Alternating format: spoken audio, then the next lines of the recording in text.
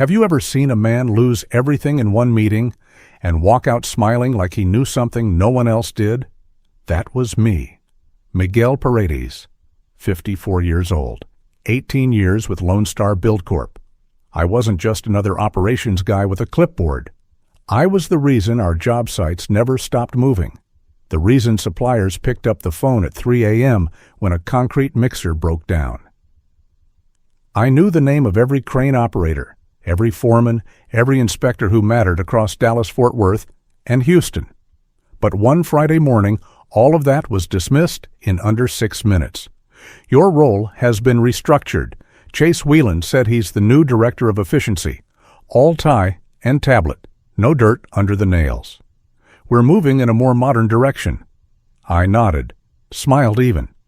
They thought I'd pack my things, walk out quiet, and disappear like all the others. But while they were busy optimizing spreadsheets, I was building something far more valuable. Now let me show you what happens when you fire the one man holding your supply chain together. If this story grips you even half as much as it did me, living it, like, comment, and subscribe. Let's begin. Miguel Paredes wasn't born into blueprints and concrete. He started as a teenage bricklayer on the south side of San Antonio, working alongside his father under punishing Texas heat. By the time he was 30, Miguel had laid more foundations than most project managers had ever seen. But what set him apart wasn't the strength in his arms, it was the way he saw systems in chaos and people in silence. He understood that behind every delayed shipment was a driver who'd been double-booked. Behind every botched order was a supplier trying to meet too many demands. He didn't just yell, he solved.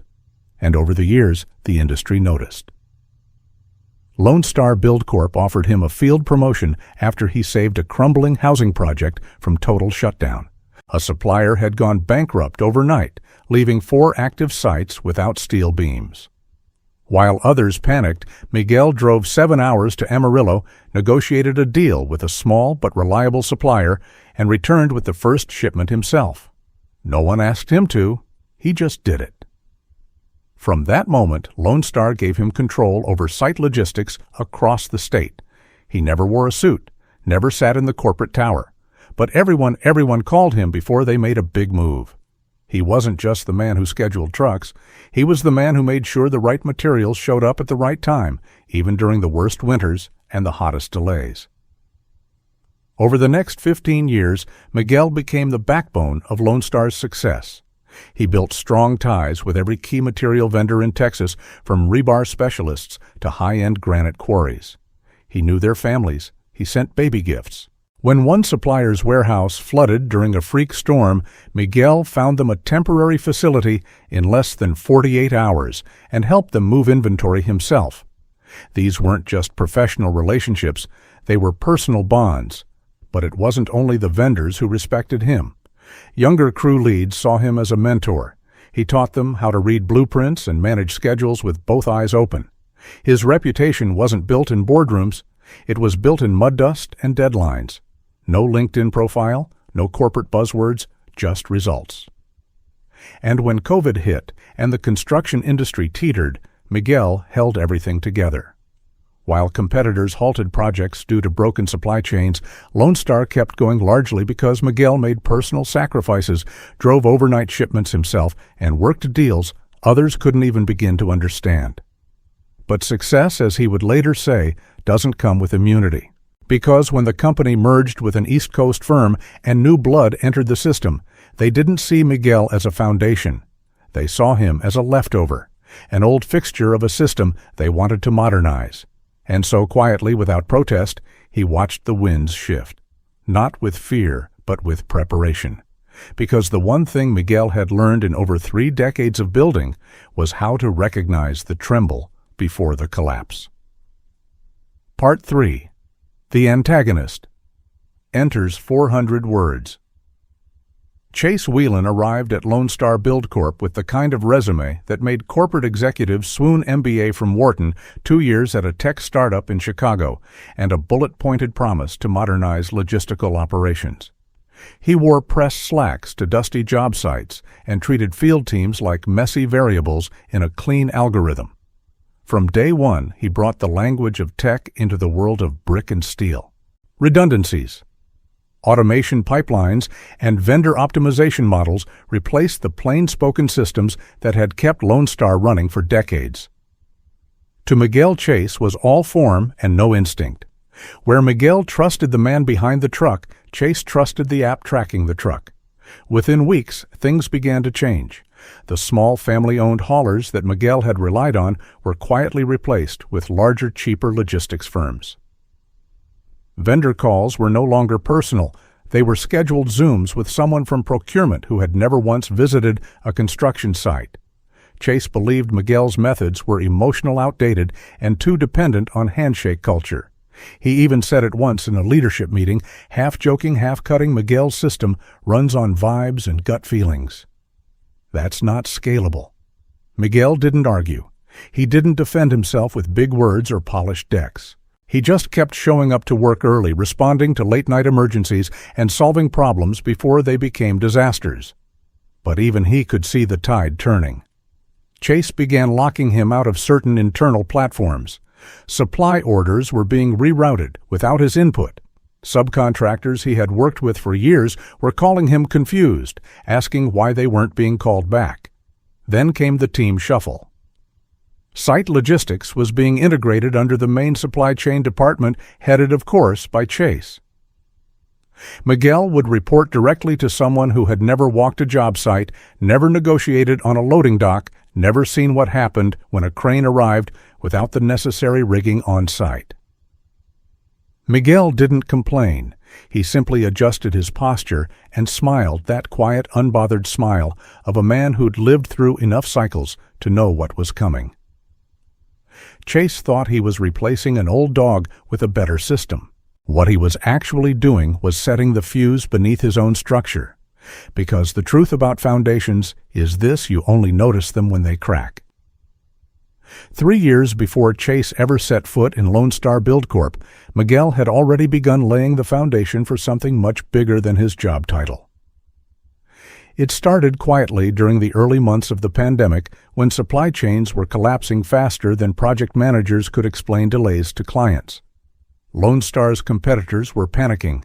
Entire job sites stalled for weeks because shipments of steel drywall or concrete additives never arrived. But not Miguel's sites. His deliveries came in sometimes late, sometimes partial, but they came. What no one knew was how. Miguel had learned something crucial during that first year of chaos, when corporations' panic relationships matter more than paperwork. And so, during the darkest weeks, he began reaching out to vendors not as Lone Star's rep, but as Miguel Paredes. He called in favors. He paid advance deposits out of pocket and later reconciled the books creatively. He made it work. And as things stabilized, he made a quiet decision he would never let himself be that exposed again. So he registered an LLC, Paredes Logistics and Site Ops. Just a small operation on paper with a P.O. box in San Antonio and a business license filed through a friend's accountant. Nothing illegal, nothing shady. It was in every technical sense a dormant consulting firm. But behind that shell, Miguel began doing what he did best, building trust.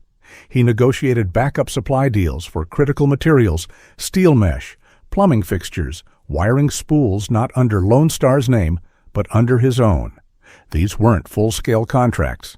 They were simple agreements. If Lone Star ever failed to pay or deliver, the supplier could work with Miguel directly.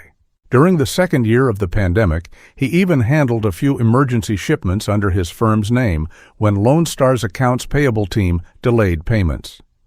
Every time he moved, a shipment solved a crisis or delivered on a promise. He wasn't just protecting Lone Star. He was quietly reinforcing Paredes Logistics as a reliable, nimble middleman. Vendors loved it. He responded faster than corporate channels. He understood the urgency of job site problems. And unlike the procurement department, he didn't bury suppliers in red tape. By the time Chase arrived, Miguel had over 30 vendors on informal standby, ready to pivot if Lone Star ever lost its way. And when Chase started replacing those vendors with faceless conglomerates and AI-scheduled deliveries, Miguel didn't fight it. He just took notes, he updated files. He met vendors for beers and coffee, on weekends explained the changes coming, and gently asked, if something ever shifts here, would you be willing to work with me directly? Not one said no. But the most brilliant move Miguel made wasn't a spreadsheet or a contract clause. It was the emotional insurance he built. He remembered people's birthdays. He delivered equipment himself during a warehouse flood. He helped one supplier's daughter apply for a construction scholarship.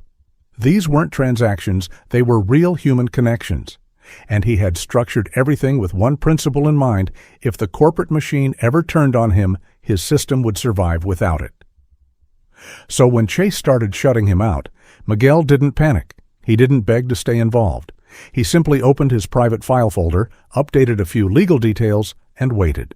Because the difference between a man with a job and a man with a plan is whether the system needs him more than he needs the system. It happened on a Thursday morning just before lunch. Miguel had just returned from a quick site inspection mud, still on his boots clipboard under one arm, when he got the calendar invite. Operations realignment, conference room C. No details, no agenda. Just 20 minutes from now. He knew what it was. He walked in to find Chase Whelan seated at the end of the table, flanked by an HR rep Miguel had never met. The room was cold, not from the air conditioning, but from the practiced neutrality in Chase's voice. First of all, Miguel, thank you for everything you've done for this company. Chase began hands clasped like a motivational speaker. But as part of our broader efficiency initiative, we've made the difficult decision to eliminate the site logistics lead role, effective immediately.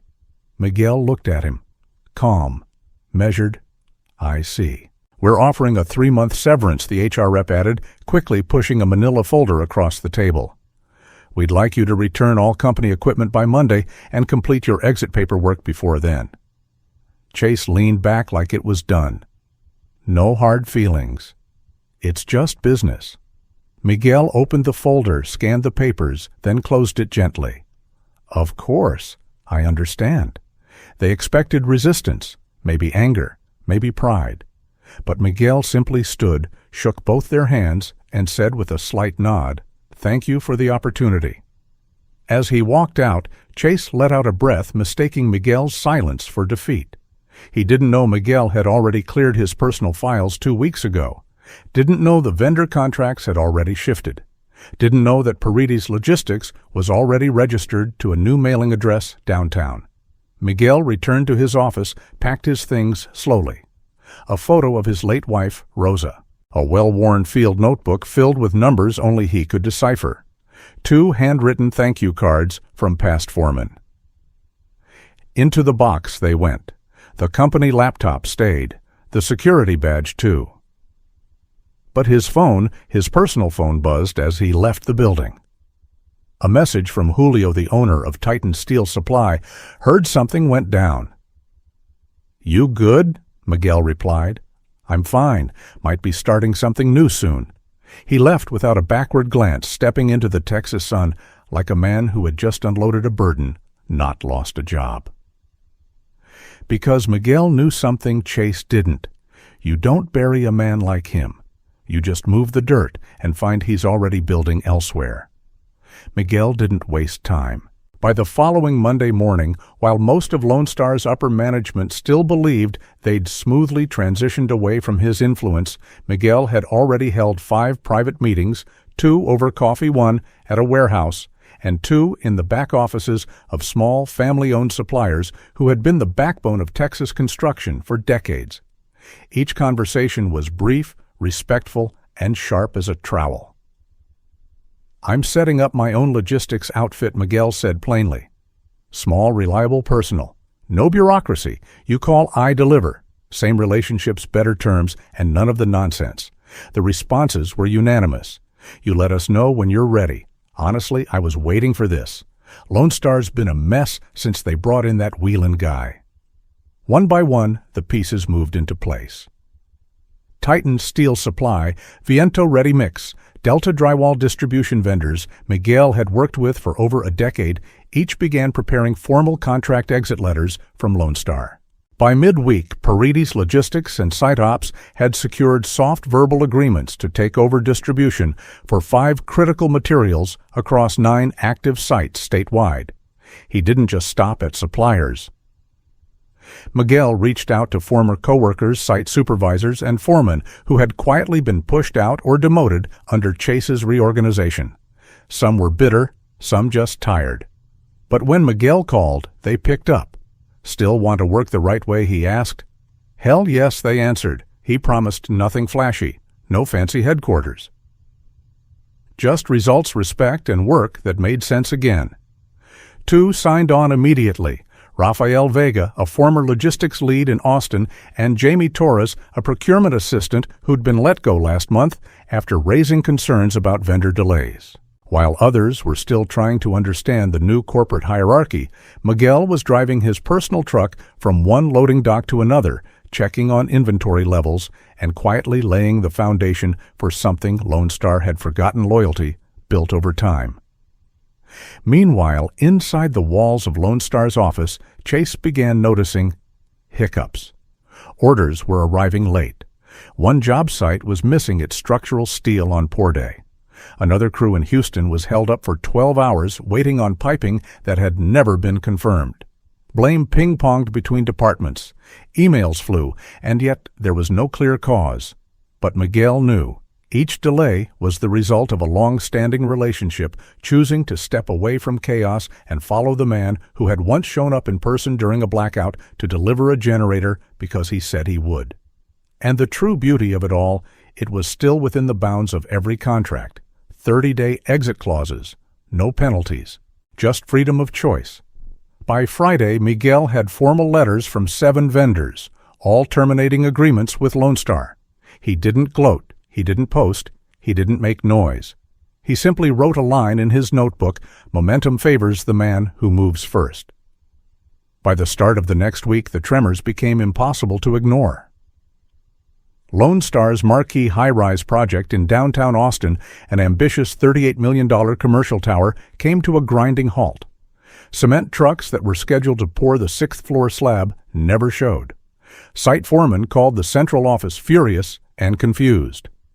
The dispatcher blamed an internal scheduling glitch. The vendor blamed contract review delays. In truth, neither was at fault. Titan Steel Supply had officially terminated their contract that morning. So had Delta Drywall. So had Viento Ready Mix. 3 of the largest suppliers in the state, all severing ties on the same day. At first, Chase Whelan thought it was coincidence. Construction is messy. Delays happen. But by Tuesday, 5 more vendors had pulled out. One sent an overnight courier with a printed notice. Another sent a simple email. Effective immediately, we are ceasing fulfillment of new orders under the current terms. Per our agreement, 30-day exit clause applies. Chase called procurement into a meeting. "What's going on?" he barked. No one had answers. One junior associate stammered, We think some of these contracts were originally negotiated by Miguel. They're all legally clean, but what?" Chase snapped. They were all structured to allow for immediate exit, no penalties, and Miguel was listed as the primary contact on several of them. Chase's face tightened. "Get legal on the phone."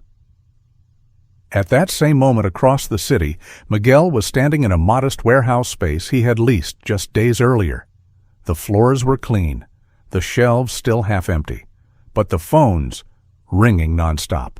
His new logistics company had already begun coordinating emergency deliveries for 3 projects previously managed by Lone Star.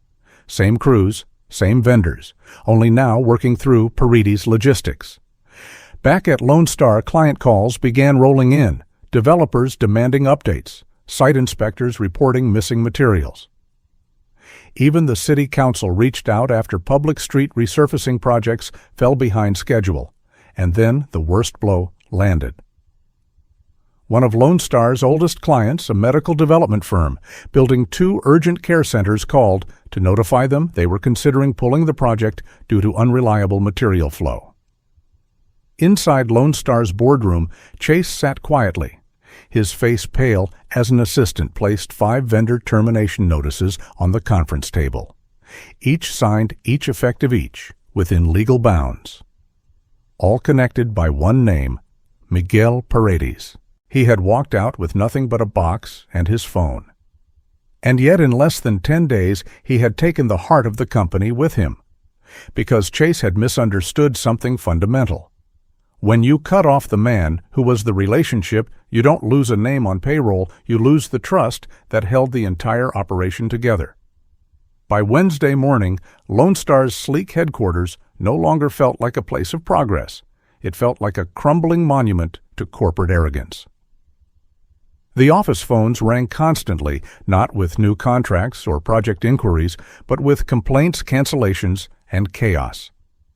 Even the executive assistant who once scheduled Chase Whelan's meetings to the second had started arriving late, moving slower eyes, darting around as if waiting for the whole place to implode. Chase, now fully aware that something deeper was unraveling, finally demanded a full audit of all active vendor contracts. What he saw chilled him. Nearly every key materials agreement, concrete, steel, electrical fixtures, piping, had been renegotiated between 2021 and 2022 during the pandemic, and every single one had been signed off not by a corporate VP, not by legal counsel, but by one man, Miguel Paredes, senior site logistics lead. And it didn't stop there. The contracts were all watertight with 30-day termination clauses. No penalties, no fallback provisions in Lone Star's favor. And worse, each agreement listed Miguel's direct phone number and business email as the primary point of contact. Chase called IT in a panic to recover Miguel's email logs. Disconnected. He asked HR for Miguel's personal contact. Company policy forbade it. He tried the legal department only to hear, "You'll need a subpoena or formal client-side inquiry." Miguel had vanished surgically and silently. Desperate, Chase attempted damage control. He called Titan Steel. No answer. Left a voicemail. He called Delta Drywall Reception, told him their executive team was unavailable for the week. Viento Ready Mix wouldn't even take a message. And then came the bombshell. Stacy, Lone Star's account manager for their downtown Austin project, entered Chase's office with an envelope. From Northline Medical Development, she said softly, "They're filing notice of intent to terminate the project if material supply isn't stabilized by next week." Chase didn't respond. He stared at the paper. In just over a week, he had lost control of Lone Star's most valuable asset, its reputation for reliability. Meanwhile, across town, Miguel was sitting in his small new office, bare walls, one sturdy desk, and a dry erase board filled with shipment timelines. His phone buzzed. A text from Rafael Vega just confirmed delivery to Fort Worth site. On time, they're shocked. Miguel smiled and typed back, "That's how we work, always." Back at Lone Star, the leadership team scrambled to draft new vendor outreach plans. They created emergency task forces. Chase ordered the marketing department to begin writing a public-facing statement to clarify the situation. But none of it mattered, because when Miguel walked out of that conference room 2 weeks earlier, he hadn't just left with experience. He left with the heartbeat. And now the body was realizing what happens when the heart stops. By Friday morning, the panic at Lone Star Build Corp had turned into something quieter and far more dangerous: silence. Vendors were no longer responding. Projects across the state were frozen mid-progress. Clients were threatening lawsuits. And the board was starting to whisper questions about Chase Whelan's leadership behind closed doors. That afternoon, an urgent executive meeting was called. At the end of it, one decision was made unanimously: contact Miguel Paredes. They didn't know how, but Miguel did. That same evening, he received a call not from Chase, but from Eleanor Bryce, the Regional Development VP, who had known Miguel for over a decade. Her voice was calm, respectful, measured. "Miguel, we're asking for a conversation. He agreed to meet." The following Monday, at exactly 2:00 p.m., Miguel stepped into the same glass-walled conference room where he'd been dismissed 2 weeks earlier. But this time he didn't carry a cardboard box, he carried a leather folder. He wore no tie, no pretense. Just a clean navy shirt, rolled sleeves, and the confidence of a man who'd earned his authority the hard way. Chase sat across from him, flanked by Eleanor and Lone Star's legal counsel. He looked smaller than Miguel remembered. Paler. "Thank you for coming," Eleanor began. "We'd like to discuss a way to restore material flow to our sites." Miguel nodded once and opened the folder. "I can do that," he said simply. "My vendors are ready. They trust me. Deliveries can resume within 48 hours. Chase leaned forward, desperate. "What kind of terms are you proposing?" Miguel looked him in the eye. "You'll purchase materials through Paredes Logistics and Site Ops will act as primary distributor. My markup is 25%. Chase blinked. 25. "That's excessive." Miguel didn't raise his voice. He just leaned back. "You eliminated my role to cut costs. Now those costs are back with interest. You're not buying concrete, you're buying trust. And in this market, that's rare." Eleanor studied the contract Miguel had placed on the table. It was clean, legal, professional. The terms were strict but fair, and most importantly, it was the only viable solution.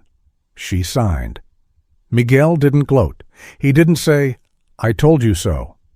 But when he stood to shake hands, he paused for a moment in front of Chase. "You thought logistics was a spreadsheet problem?" he said quietly.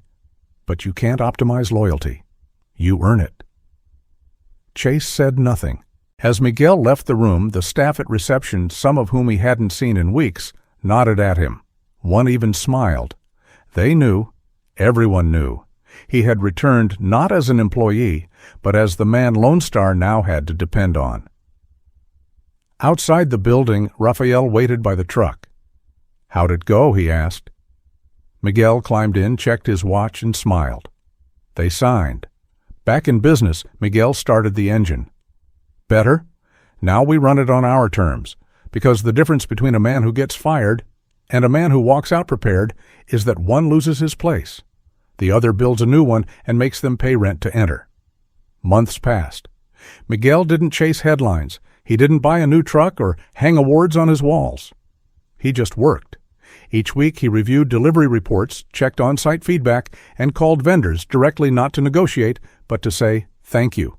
His office was still modest. A desk, a calendar, a photo of Rosa smiling next to their first house. But it was enough. Paredes Logistics had grown not into a giant, but into something better respected, reliable, human. He had rehired 4 former Lone Star crew leads, all let go during the optimization wave. Not because he needed a team, but because they deserved a place where loyalty mattered. And Lone Star, they survived, but only by depending on the man they once discarded. Miguel never called it revenge. He called it correction. Because in the end, the best answer to being undervalued is proving your worth on your own terms, calmly, powerfully, and without ever raising your voice. If this story moved, you take a moment to drop a comment, like loyalty has more value than numbers. Your thoughts keep these stories alive, and if you haven't yet subscribed for more real justice told with heart, because sometimes the quietest men leave the loudest legacy.